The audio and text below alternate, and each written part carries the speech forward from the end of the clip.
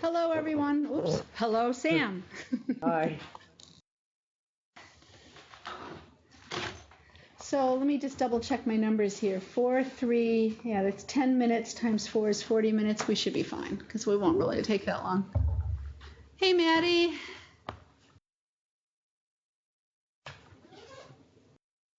Hi. What's this? We need to just slide. Is that easier? Yeah, thank you. Thank you very much for doing that.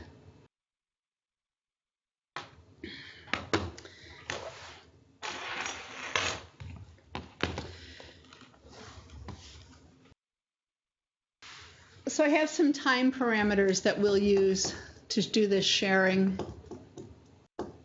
And I'm sure that they are overestimates. We'll probably end up going faster. Oh my goodness. Hello, Kat. It's yourself in. Sorry. I'm sorry.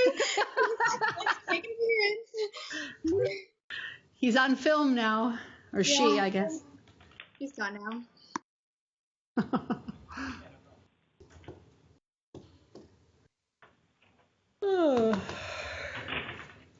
It's going to be an interesting few months. I start winter sports, so. Oh, so you just have to. What are you doing? Wrestling? Fitness. No, fitness. So I'm good time-wise. So they know you're just going to be late. Yeah. Good. And that's part of why I did it, because They're flexible. Yeah, it was implied that baseball would not be as accommodating. Yeah, it'll be interesting to see how that works. Well, I mean, I'm not playing baseball. It'll be interesting to see how it progresses as we add MSON courses. Mm-hmm, yeah. Mm-hmm. I don't think anybody. I've never asked. I thought I asked people when I did the little mini interviews. I don't think anybody's what doing. People out. Well, that and. Yeah, Rebecca said she just didn't. Given her the summer she had, she just didn't want to have more than 5 majors. Rebecca Sakaguchi. Yeah. Well, for junior year, 6 majors would be terrible. Well, and she just needed to be a little kind to herself, too, which makes sense. I totally get that. It'd be a wonderful reflex to have. Well, you don't want to have the motivation that she had. Right. I mean, her mom passed away this summer. Yeah. So, that's like, makes you think twice about a lot of stuff, I'm sure. All right.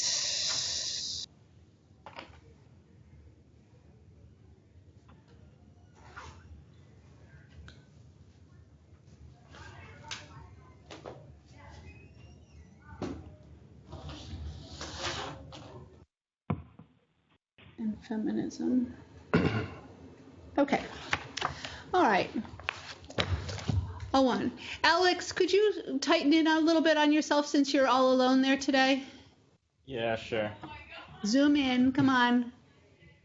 There you go. Thank you. Okay. Uh-oh. Okay, so we just need Brittany and Jasmine. Okay. I'm kind of waiting because, I guess while we're waiting for people, we could College is down. decide what the appropriate order for things is. As you know, today we're going to do our academic controversy in a structured way. So we have education, prevention, triage, structuralism, and feminism. Does anybody have any input on the best order in which to present these? Any arguments for some things going early versus later? Alex? I think that, or personally, I feel like structuralism, it should go last just because it's kind of like pessimistic and it's more taking out of the other, it's taking out of the other solutions rather than building up our own. So it'd be not much to start with on this. Okay. It's a critique.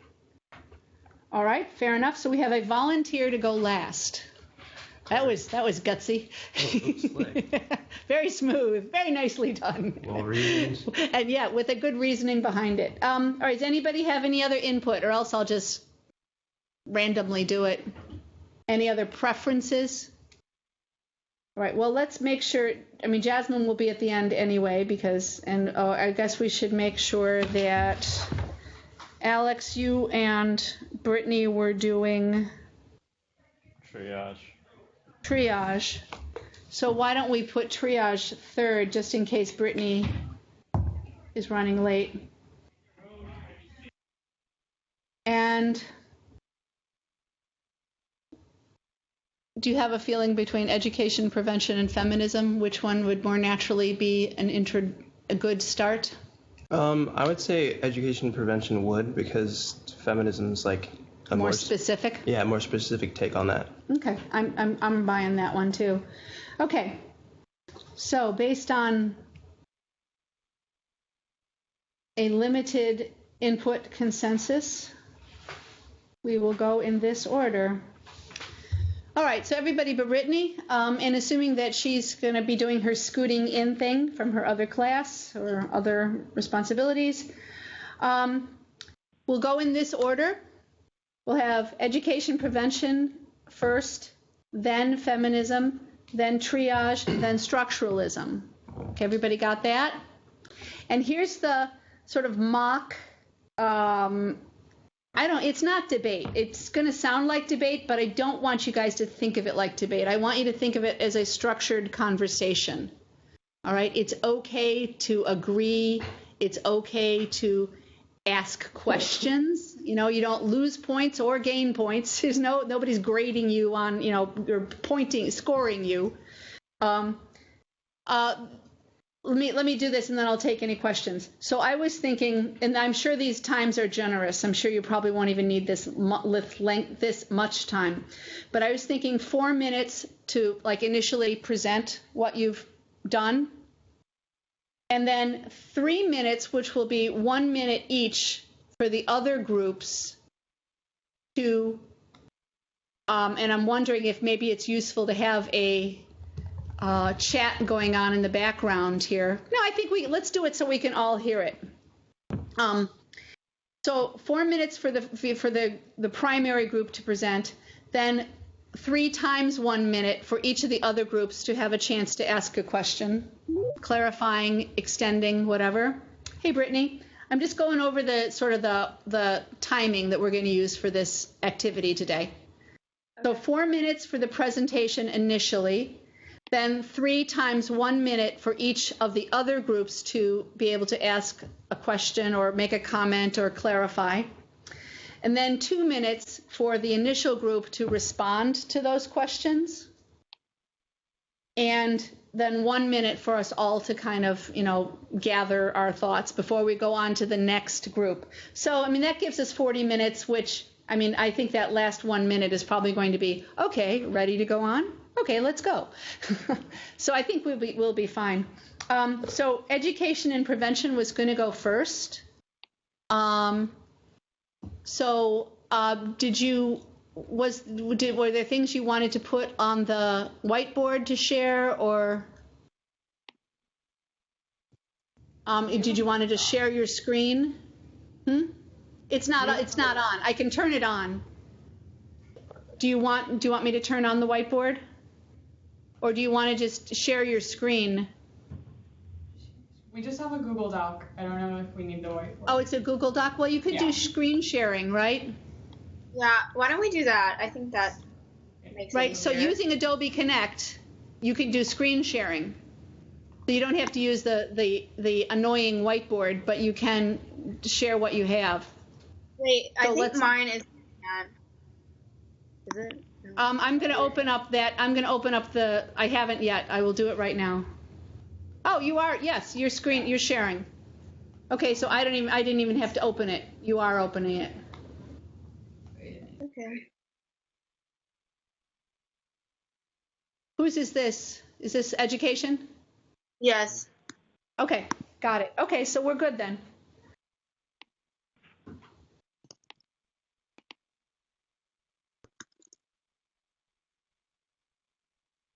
So, Sam, this is you and Maddie, right? Yeah, And also Jade. Jade. And Jade. Okay, all 3 of you. Okay, I forgot we had one group with 3.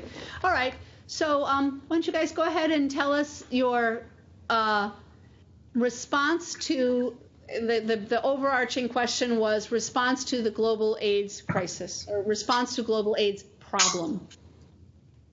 Okay. All right, so I'll let the 3 of you call on each other, I guess. Okay, well, it doesn't let me see anyone while I'm doing this, so. Oh, well, maybe, let me see if I do open this up.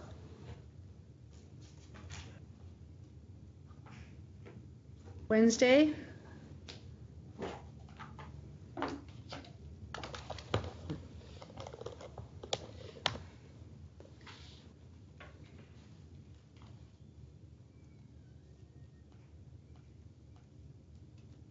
Do I stop sharing? Okay. I'm sharing, but I don't have yours. It stopped, so it's okay. Let me just try one thing, and then I think what you're going to have to do is basically, I'll call on people for you if you want. Or you can let somebody who can see. So attendees, I only have 2 attendees because it's just you and I that have logged in. So try sharing. And then when you share with me, I'll project on the whiteboard. Well, it won't let me while you still- have that open. You still won't be able to see. Okay, so there's no advantage to me doing it for you then. Okay, so go ahead and do what you were doing before. We shared the document with you if you want to pull it up on your computer so that everyone can see it's it. the same as that? Okay, it's nothing different than that? Yeah, I'll do that then.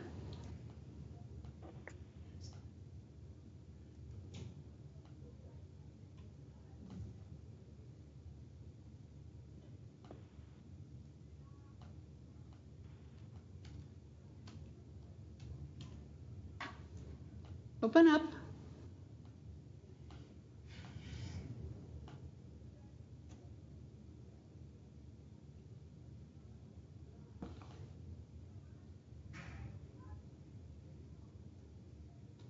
Five, four, three, two, one.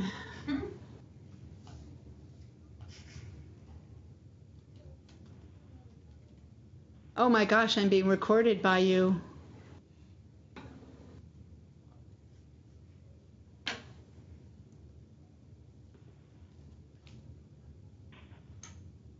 Okay, here we go. All right, so I'm the only one that can like rotate through it. So I guess you can say scroll down, please, or something, and I'll do that for you. Okay, fair enough. Does this work for you? Okay. Take it away, room 3.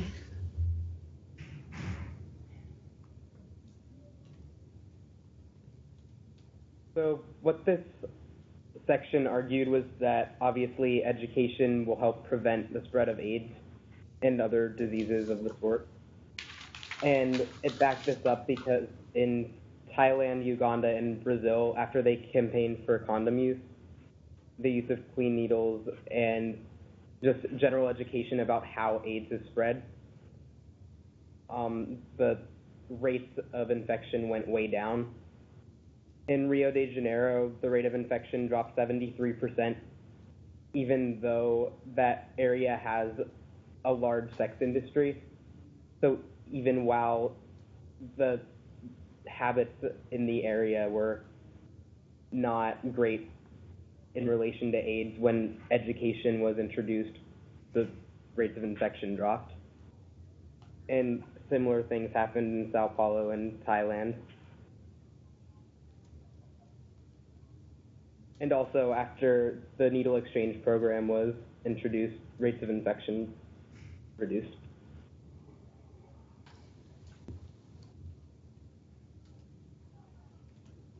Okay. I can talk about the stakeholders. Yeah. Okay. So obviously the population as a whole and people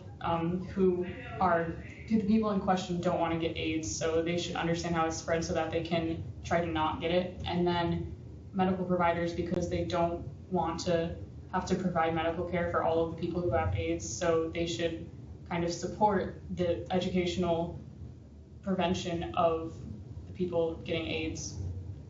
And then that's kind of an argument for it, because it's much easier for us to educate people and prevent AIDS than to actually cure AIDS, because that's a harder thing to do. And then another argument for it is that it does work, as we saw in Brazil and Thailand. And then education serves the interests of the vulnerable. So a lot of the other the academic controversy themes kind of didn't. I mean, it works for if you don't have AIDS, and if it works like utilitarian wise, but this helps the vulnerable people help themselves because they can try to not get AIDS.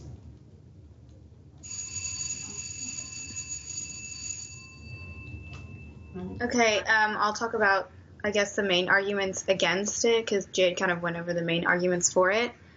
One of the biggest arguments was that a lot of people believe that even teaching about sex was immoral, so that kind of became a huge controversial issue in it. And then in that, it was like, well, who decides what's moral? Because you decide what's moral because it's a personal thing. And then I guess people also believe that if you taught people how to have safe sex, it was, again, teaching immoral activity and just encouraging that immoral activity. Yeah. Some of our solutions for those arguments against was that even though some believe that teaching about sex is immoral, the morals of some really shouldn't compromise public health. And then for who decides moral and immoral, especially in public schools and media, you could do your best to find a solution that pleases the majority. Like, especially in this country, a vote seems not that far off to find a solution. Or you could also introduce things, see if they work, and then take them away or keep them if they aren't.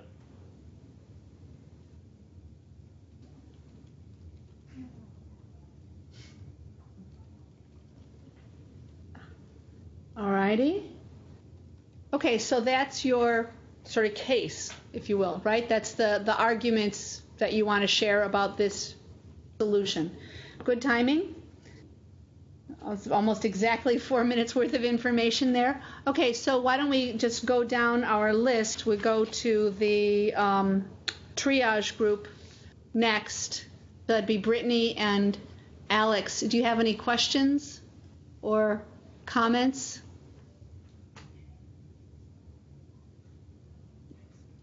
I don't think so, no. Not really.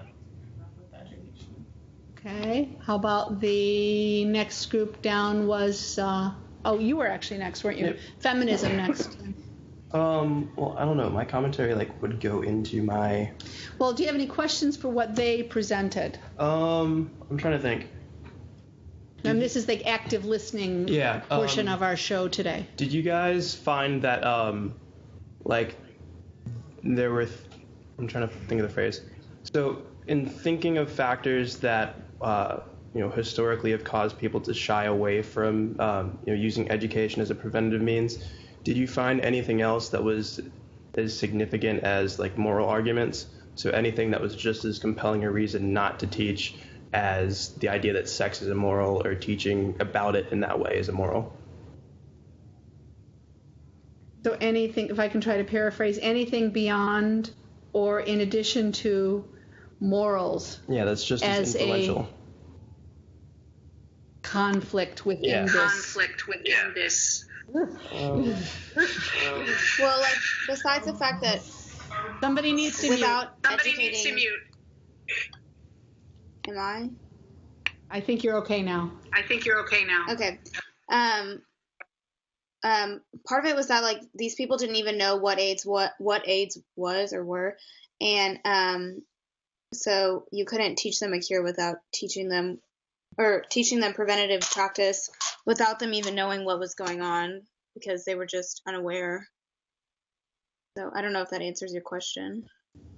Yeah, no, I think that definitely does. It's Now when he talks, you have. Oh, sorry. No, I definitely agree, because it's the idea that poverty, or just a lack of general education, let alone public health education, it leaves societies without the context to understand like how diseases work, how they proliferate. And so you have issues where like not only you have the moral arguments, but you have like superstitions or like just what we think of as like bad science or bad public health, but it's almost like a not knowing any better sort of scenario. I definitely agree. So yeah, and that's like, ignorance in the true sense of the word. Yeah, not just about lack that of issue. awareness. Yeah. Jade? I was gonna answering his question about things that are besides the fact that teaching about sex is immoral. The logistics of teaching might be kind of hard. And you mentioned this with poverty. People don't have a general education in some of these areas, so that teaching them about AIDS might be hard logistically because they can't even find a school or something. So that was just another one I was thinking of. Definitely. Okay, so access to kind of the structural. Wow, I'm getting to the structuralism, aren't I? Go ahead. Questions from structuralisms. Sorry. I have That's good. Go ahead. I have a more specific question. Do you mind scrolling up a little bit, just to the top? I think it was. But I just wanted to ask a clarifying question about the study. If you know how long the study was performed for and how long the campaigns were run for. Anyone on education? It's fair to say that information was not in the, that it wasn't available, or that, that wasn't something you added in. Jade? Yeah, I lost it. Okay, the one in Thailand was over a decade. It dropped 80%. I found that just now. I don't think the Brazil one gives it.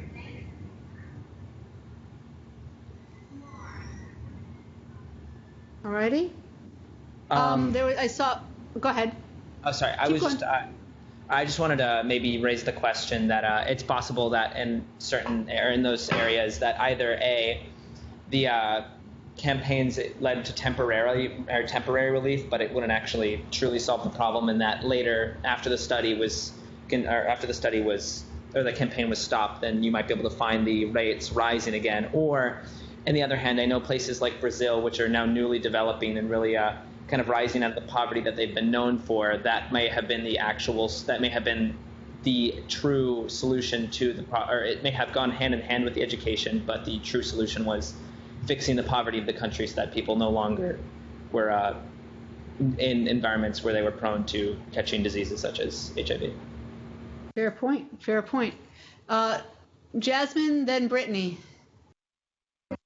And quickly tagging along with the rest of the structuralism argument, kind of like reputation almost, because what I was also thinking is that even if you do teach people about things like, you need to use clean needles or you need to use condoms and stuff like that, there still might be a lack of access to it because of certain power structures. So even at that point where you are educating them, they might not even be able to, for example, some hospitals are so poor they might not be able to even get clean needles, for example.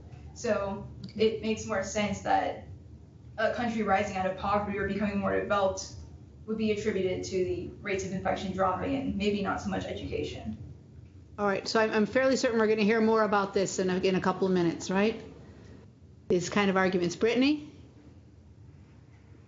Okay, so yeah, I didn't want to go too much into the triage idea, but with regards to the proof that the education helped, I'm just wondering, was it the longer the education program went on, the more help happened, or the greater the drop of infection, or was it kind of a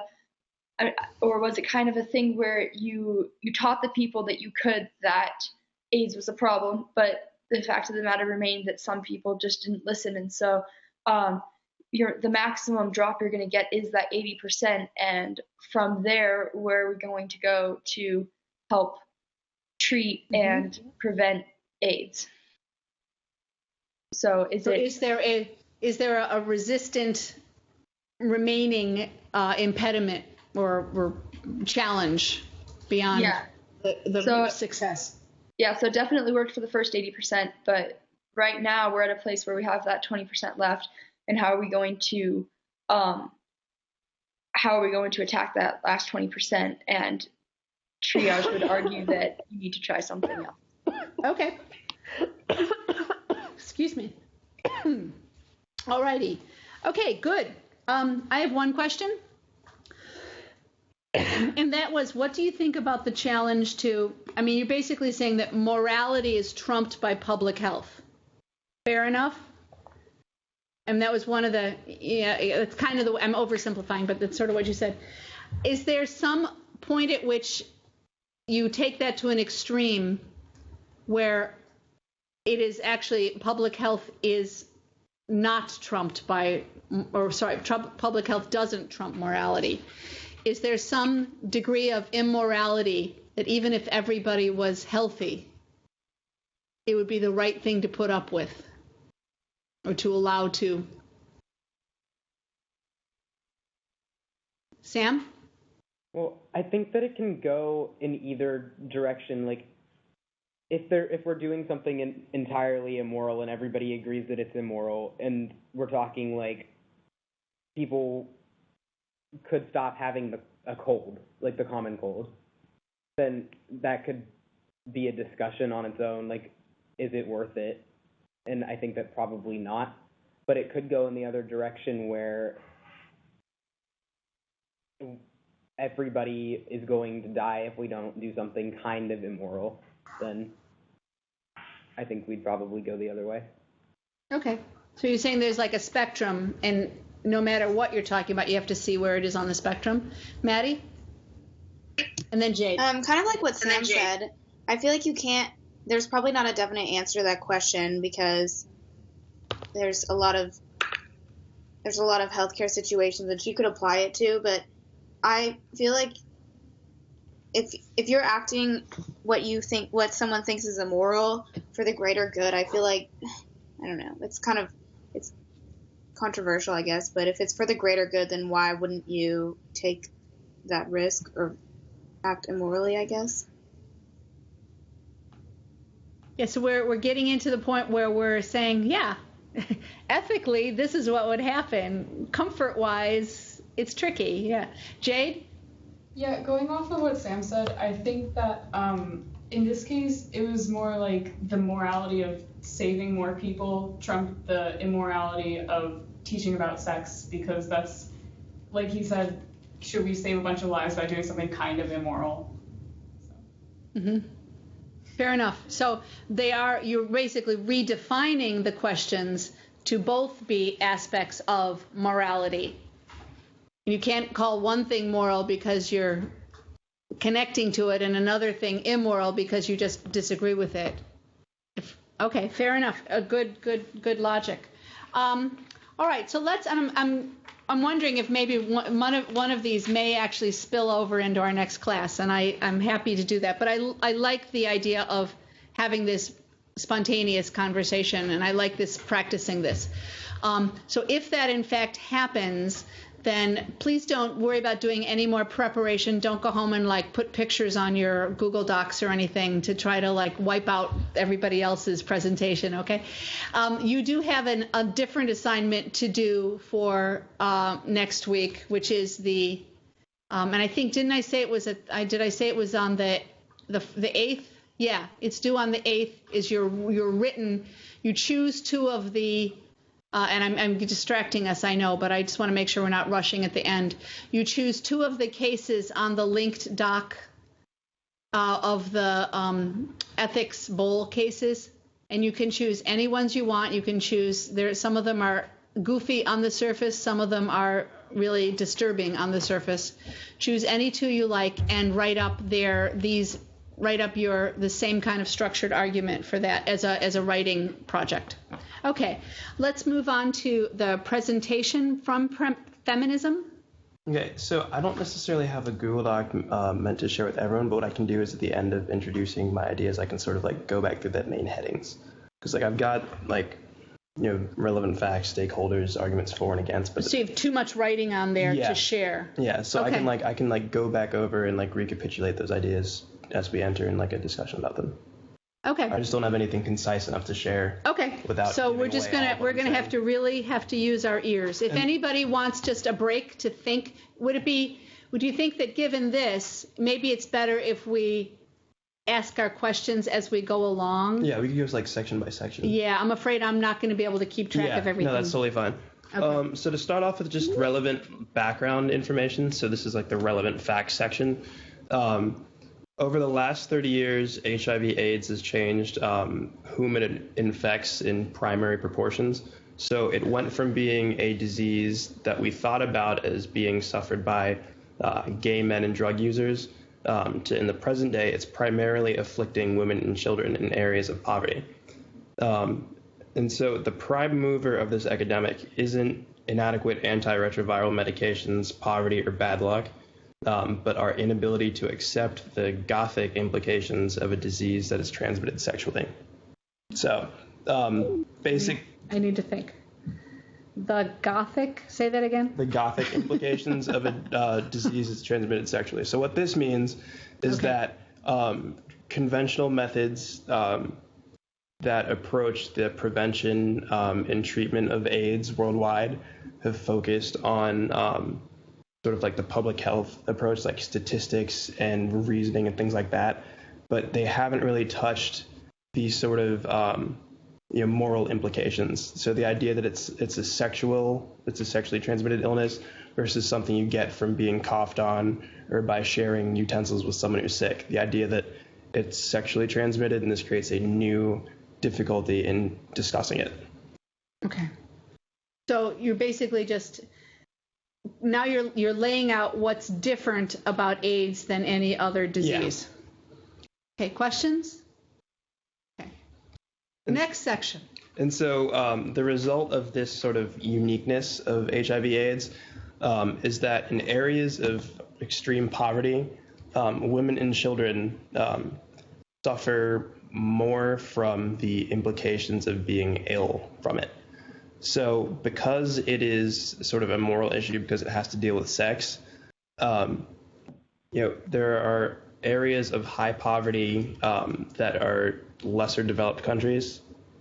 And in these countries, due to a lack of education and because of the way poverty affects, one's entire life,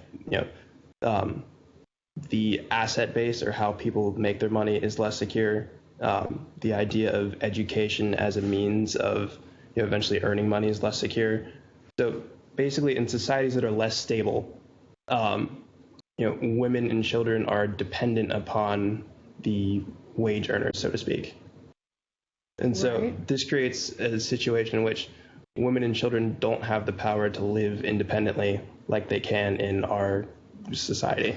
So are you saying that the poverty is harder on women and children, so because they are more poor, they have less control over the income because they're not making it? Yeah. Therefore, the disease affects them it has a different effect on them. Yeah, they're at a lesser position in society is basically the simple phrasing for that. They're at a societal disadvantage. And in these societies, women and children, not only are they disadvantaged in terms of opportunity, but they're sort of stigmatized. They're looked down upon by the men. Right. Disenfranchised. Yeah, I basically want to say that without making it an issue of primitive. Yeah, I don't want to get in that argument. Okay. So basically, the argument for feminism as a means of responding to AIDS, what it wants to do is, instead of approaching it from a matter of statistics, it wants to address the fact that women and children are at a disadvantage, and that this disadvantage not only damages the societies as a whole, but it allows for the increased proliferation of AIDS. Okay. So AIDS is just one of a number of things that is responsible for the struggles in these societies. Okay. All right. And approaching and helping the women and children will help resolve all of the issues. Okay. Specifically HIV/AIDS. All right. So who has I've been asking my questions as I went along. Does anybody make any notes that they would like some clarity or some challenges?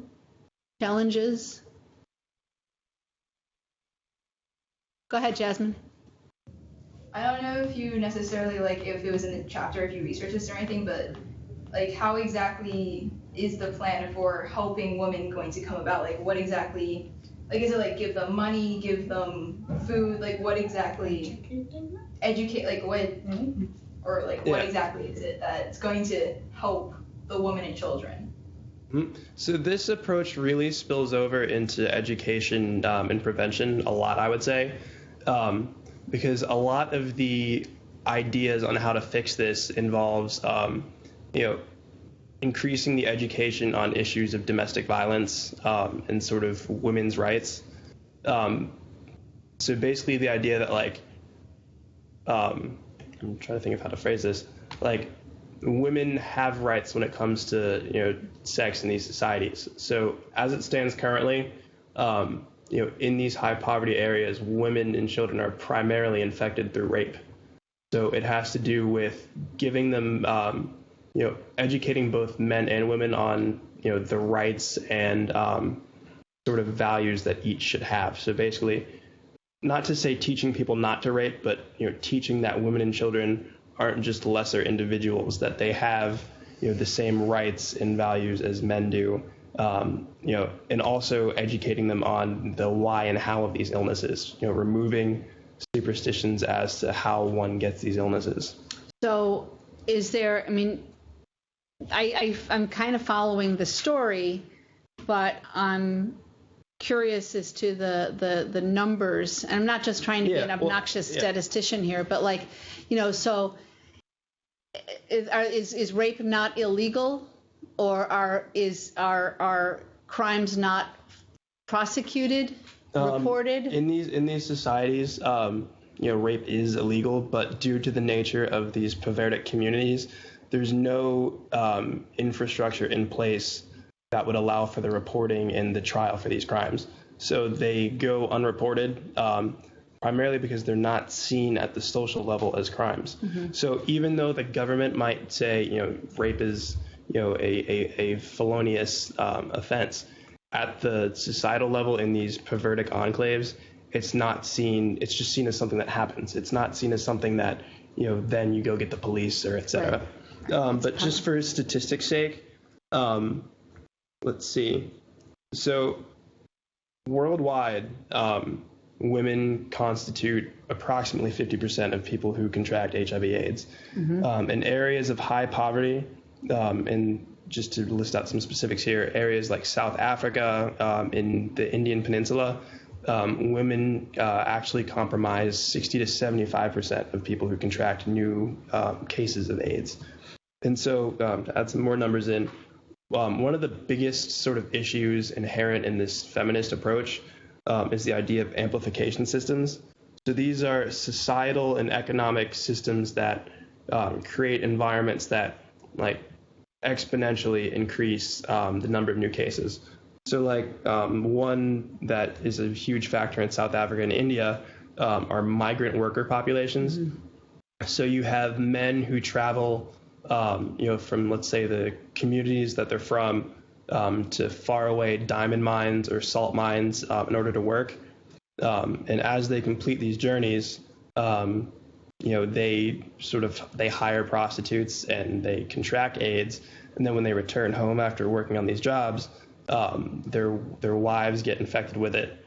And because, having HIV and AIDS in these societies is just really, really bad, the women get disowned and thrust into further poverty as a result of it. So it's basically they get the short end of the stick societally, and the structures of how people earn income and what the domestic family unit looks like, they're not conducive to protecting them from further poverty and violence. Okay. All right. So that's that's sort of 10 minutes on that chunk. Yeah. So I think that maybe when we come back and talk about everything together, people may be able to sort of have some more crosstalk.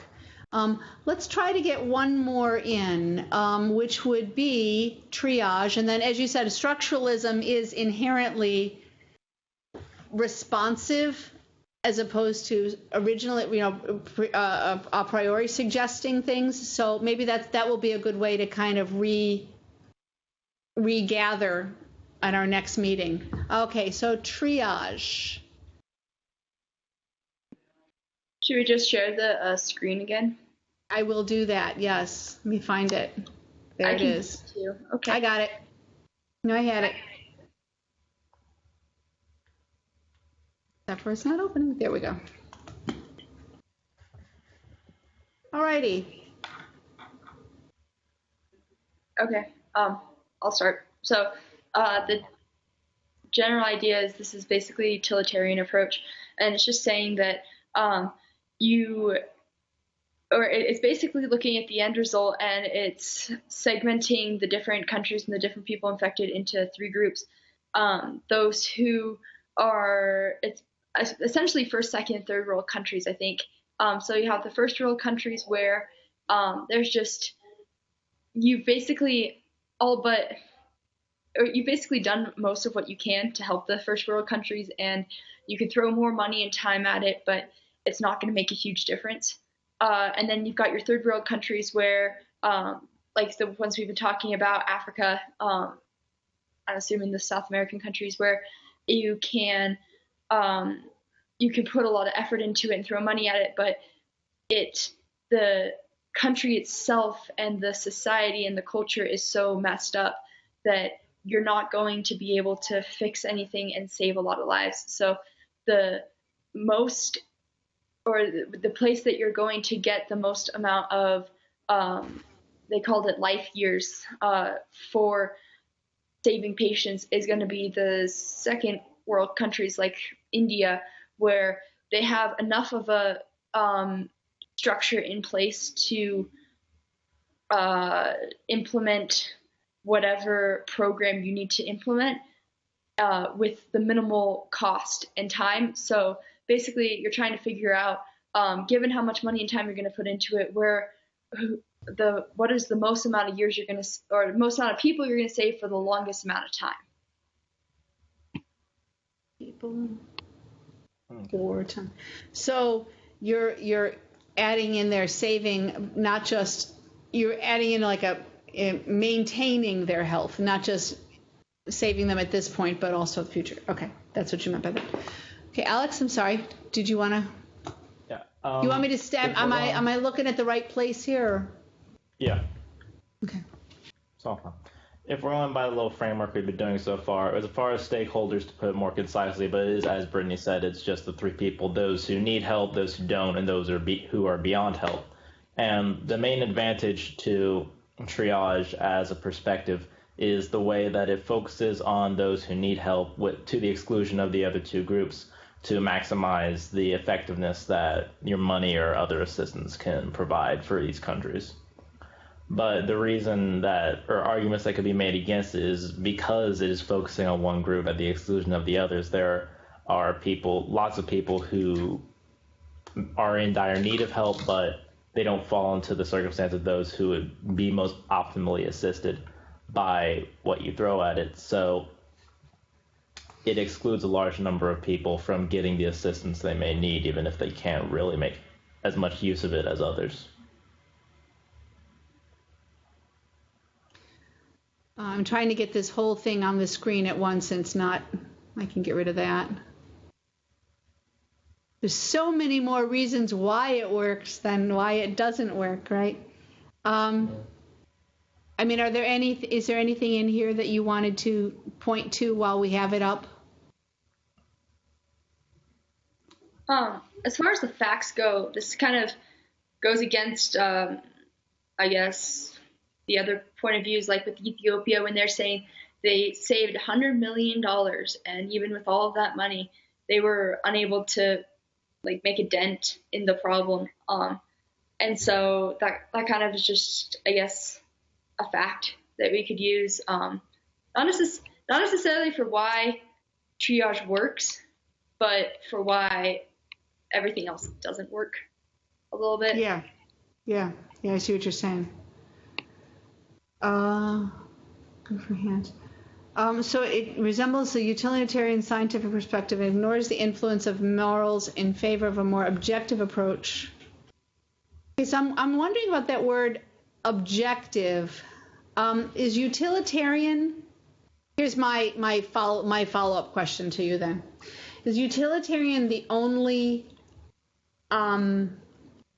perspective that can be objective? What do we imply, or what is the connotation of objective? Brittany?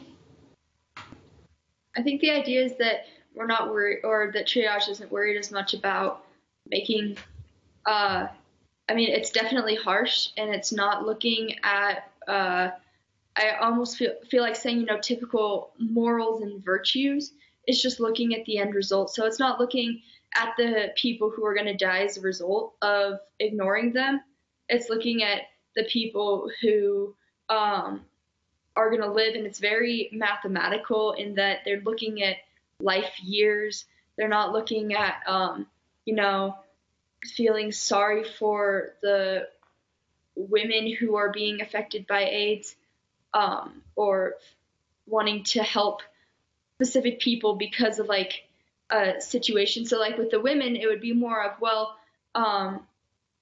or triage would argue that with the women, it'd be more of I think it would be more of a question of, even if we help them get rid of AIDS, they have such a bad situation anyways, and there's like a lot of other problems going on there, that as far as their quality of life goes, it's still drastically decreased. Whereas like in India, maybe if you get rid of AIDS, or not get rid of AIDS, but like decrease AIDS for women, then it's more of a question of it's not going to, or they have a chance to live like a much fuller life almost. And like when they're talking about how the women are saying, we don't even want the treatment, we'd rather just have money to feed our children, and that kind of idea. So I think it's more almost to the point, arguably at the cost of like humanity towards how you feel about the situation personally. So this thought went through my head that maybe you could play that both ways. The triage argues against feminism that there's, even if you treat the AIDS, there's still so many things that are bad, right? Like that your life is still whatever. On the other hand, triage could say you can't help all those other things, so therefore you should help. I mean, I kind of heard this like playing off both ways there. I'm not sure if anybody else is able to. Can you clarify that for me, or help me with it? Me or Brittany? Anybody. You, and then Jasmine has her hand up too. So anybody who has thoughts on this. Well, I sort of interpreted objective in this context to mean almost like a sort of consequentialist approach, as if it was focused on results rather than subjective considerations. Mm-hmm. So instead of worrying about like ulterior, sort of like social structures, like the idea that some societies are more moral than others and concerned with, factors unrelated to the actual illness itself, it instead would focus on, what can, like what inputs can get the most positive outputs in terms of treating AIDS. So like, that would mean that in countries where there's more going on besides AIDS, like, would our money be best spent, reinforcing the structure so that AIDS occurs less versus like a more developed country where throwing money at structure wouldn't really do much. So the idea of like helping where it's needed most and like not where it's needed the least. Okay. Just from like a sheer input-output perspective, not necessarily concerning itself with the moral and sort of cultural subtleties. Okay, and then I get that's objective. Yeah, Brittany and then Jasmine.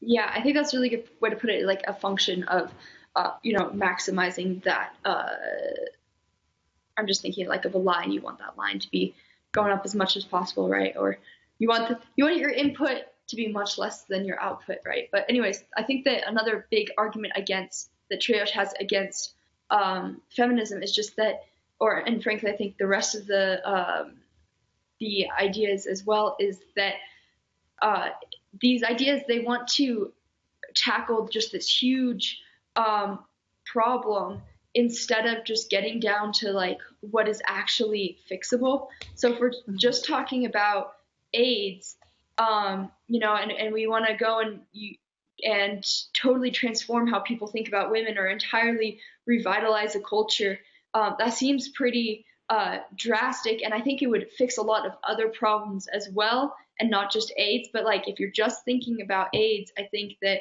triage is saying, if you're you need to have you have to have cheap treatment, and you've got to just get in, get out, and have the best fix and the best result. Got it. Jasmine? I was basically just going to say that the way that Brittany was explaining it before was I just thought of it as like opportunity cost, basically, like how your money's spent, and that's like utilitarian is just basically figuring out how to, get the best opportunity cost out of that. But so basically all I was thinking is instead of spending the money on AIDS necessarily, you would spend it on, let's say, economic development. So. Right. Yeah. Okay. All right. Alex. I guess so. I understand the idea of triage, sorry. Let me start over. I understand the idea of, I guess, focusing on these other countries. But how would once we have diverted all of our resources to the other countries, how would you advocate spending that money and solving the problem in the at-risk countries?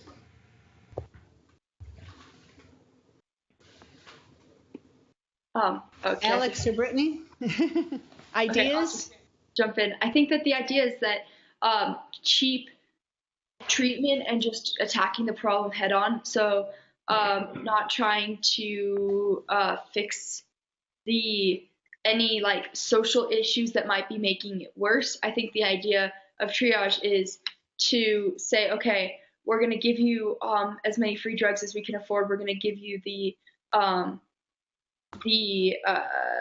condoms, the clean needles, whatnot. And I think the idea is that in the second world countries, we can affect the problem to the point where the infection is like almost not as, or like about even with the first world countries, because the government itself is strong enough to like prevent terrible corruption that's just going to totally obliterate any efforts, but it's not strong enough so that it's already been prevented and like the problem's already over. So I think the idea is that in those countries that we're going to be targeting, the structuralism isn't an issue, the feminism isn't an issue. Like the countries are strong enough that it will actually make a huge difference, but they're not so strong that it won't make any difference. So yeah, just cheap treatment, I guess. There seem to be a lot of reasons why triage works where it works.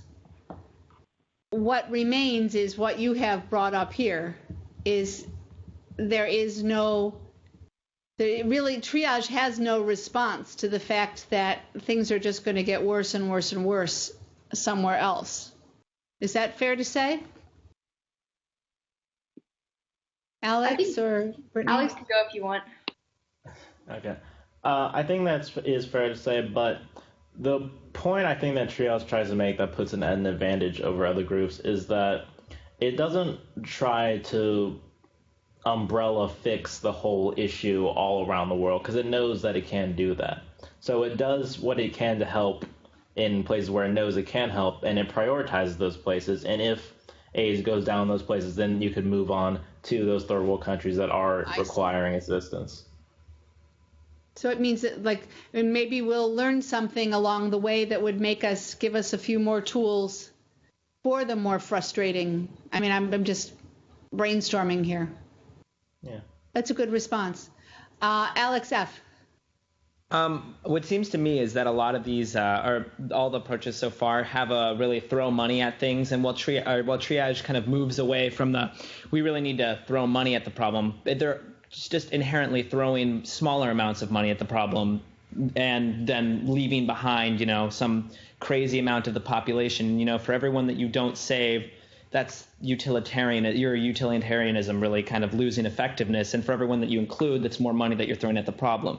So inherently, I feel as though while, you are forgetting about or leaving behind a certain populations that may be beyond fixing could be potentially useful. But I think that longer term, more structural changes such as fixing poverty or enabling structures so that people in a one-time fix solution rather than giving money or education or whatever is the constant stream of money that would go to it. Because, the $100 million, that wouldn't help Ethiopia. So which special country would that $100 million then be able to affect if there's still poor people who don't have access to condoms or treatment or whatever it is? I think that regardless of the number of people that you try to help and where they are in second or third world countries, you need to get to a more underlying solution that can sustainably without resources or without continued resources fix the problem and allow people in the future to be free, I guess, of the problem.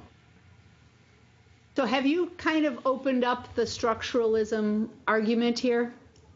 Yeah. Do you want to take a couple? We have 4 minutes left, so we could give you guys your 4 minutes to kind of like make your case. Yeah, I can definitely get the really broad definition. I'll open of it for you because it seems like you've just kind of you've kind of started the conversation, and it might be a natural way to let you. I'm projecting for you. There we go. Yeah, I guess I'll explain a really brief summary of it because I have about a page there. But structuralism it differs from the other solutions in that while the core of the true solution of all of the other solutions, feminism, education, or triage, it comes down to throwing resources and money in a sense at the solution or at the problem, hoping for a solution, which isn't really sustainable because they're just because you give a certain number of people education for a long time, they're going to be forced to, for example, even if you teach someone that unprotected sex is really dangerous and that you should always use a condom, not everyone will be able to go out and afford those condoms. Or some people might need to feed their family and they have to resort to prostitution to make ends meet, for example. And triage, even if you throw money and are able to contain the problem in the area that you want, it doesn't help from, people move from country to country. You can't blockade an entire country. People will move and the disease will get spread again, no matter how much you can try to contain it, unless you really make sure that everyone has equal opportunity to different drugs and knows what has those opportunities to, seek treatment and seek all the help that they can get on their own time, not just throwing drugs at people and hoping that they can live their life without getting HIV. So I think that poverty is really the main problem for HIV spread, and that fixing poverty, I know that seems very, just fix poverty. It's a big issue. It's a real problem, but working to fix poverty will do more to contain the disease than the other solutions will, because the root of the problem is poverty. All right. So, and you guys have a nice, even with pictures, you have a nice, you sort of move into a nice outline now of the structured controversy aspect here. So what I'm going to suggest is that we come back on Monday and we actually do talk about the pluses and minuses of the structured approach, looking at stakeholders, looking at alternatives, looking at solutions. That sort of question, what is the question? Who does it affect?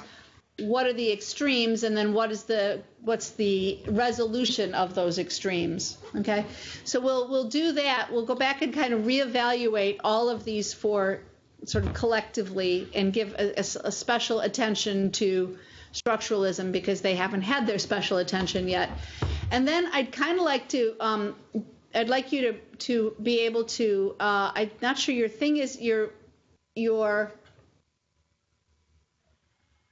written assignment isn't due until Monday night, but I'm wondering if you could all just send me an email as to which cases you want to look at before Monday's class, because then what I'll do is I'll pick some of the ones that you're not doing, and we'll do that with those cases.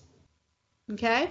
So that may help you actually, sort of firm up your ideas of how you did your homework, this sort of private individual assessment thing here. Or it may, let you add a couple notes to it throughout the evening. And if for some reason you need to talk to me about turning it in later than that in order to add thoughts that you have, then you can certainly, I'll be amenable to that. Does that sound like an idea? So the mini homework will be to write me an email saying what your choices, what you want to look at. You can certainly, no problem if more than one person does the same thing. So you need to read through the 15 cases and just pick 2. Okay? They're not long. Some of them are literally 3 or 4 lines. So click on the link, read through the cases, pick 2, send me a note saying which 2 you have, and then we'll do something. We'll do the other ones on Monday, not all of them, but I'll choose ones from that. Then by Monday night, you'll finish your assignment. You may have already finished it. And if you feel like you could really flesh it out differently, or you want to take more time to write it differently, then I'll be amenable to people requesting to extend that. That's fine. That's not a problem. All right. If you're having trouble finding the document, send me a note. I'm not going to take the time right now to reopen the e-college, but it was on that same e-college structured academic controversy that we've been looking at, and it says link to cases, something like that. All right. Questions? All right. Take care, everybody. Have a good one.